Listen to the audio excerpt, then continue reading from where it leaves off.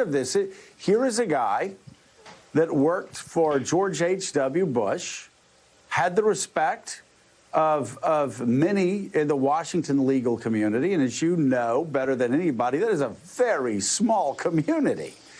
There's no hiding from your deviousness or your lying that he's doing right now. I mean, the guy committed perjury in front of Congress. He goes on interviews, and he actually claimed, even though he knows, as Michael said, he knows better. He knows he's lying when he says things like the Mueller investigation started with a Steele dossier. He knows that's a lie.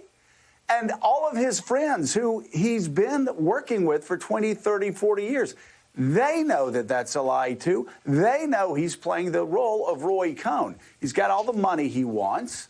I don't understand. What do you think? What do some of his friends, former friends, think about this guy who has savaged his reputation, lies willfully for the President of the United States, and sounds more like a bizarre right-wing blogger than the Attorney General of the United States?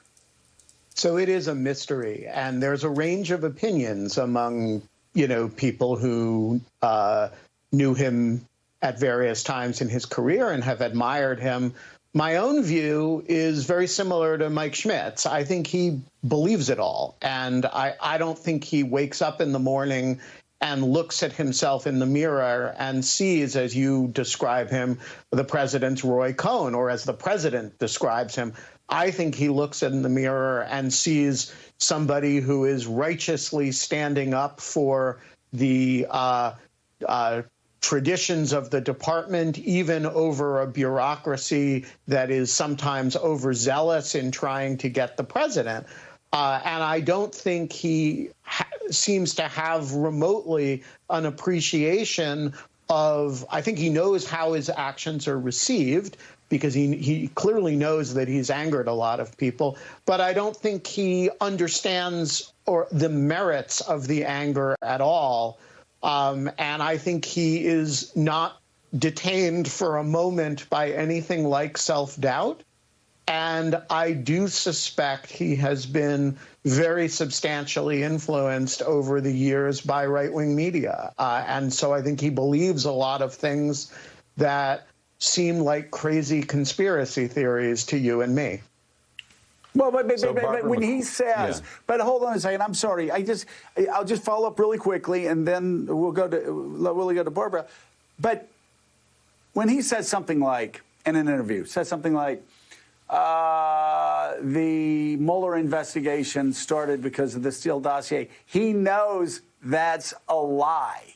He knows by looking at documents, by looking at timelines that lawyers look at. He knows he's being a liar to the American people to push a right-wing conspiracy theory. He can be confident that what he's doing is in the best interest of America, even though he's actually shattering constitutional norms and political norms. But Ben, are you telling me that he is so delusional that he doesn't know that he's being a liar when he says that, for instance, the Mueller investigation started with the Steele dossier?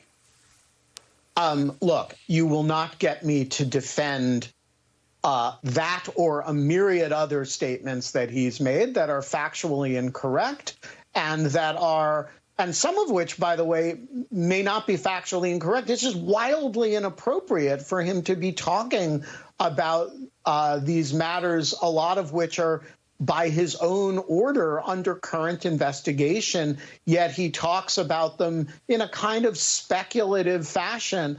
It's completely inappropriate.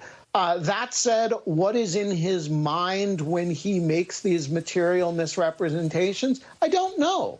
I honestly have no explanation for his apparent change, and it is a change from the person that he used to present himself as being, and does not bother to do that anymore. So are they lies, or are they delusional accounts of conspiracy theories? I honestly don't know.